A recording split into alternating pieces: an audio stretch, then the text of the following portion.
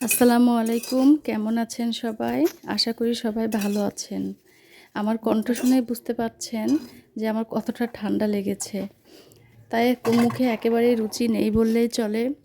তাই চিন্তা করলাম কি দিয়ে ভাত খেলে একটু ভালো লাগবে।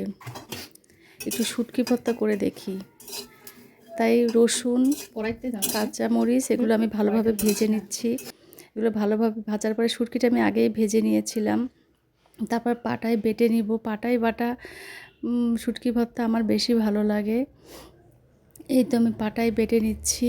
শুটকিগুলো খুবই মজার ছিল এবং ভয়েস দেওয়ার সময় আমার জিভে পানি চলে আসছিল। তারপর লবণ, কাটা পেঁয়াজগুলো আমি আগে থেকেই কেটে রেখেছিলাম। সরিষার তেল দিয়ে ভালোভাবে মেখে নিব। আপনারা কে কে এভাবে শুটকি ভর্তা করেন এবং আমারটা হয়েছে কিনা অবশ্যই জানাবেন। আমি এভাবেই শুটকি ভর্তা করি। গরম ভাতের সাথে খেতে ভীষণ ভালো লাগে। এই তো মোটামুটি আমার শুটকি ভর্তা রেডি। এখন আমি এটা দিয়ে গরম ভাত খাবো। দেখুন কেমন হয়েছে। ভালো থাকবেন সবাই।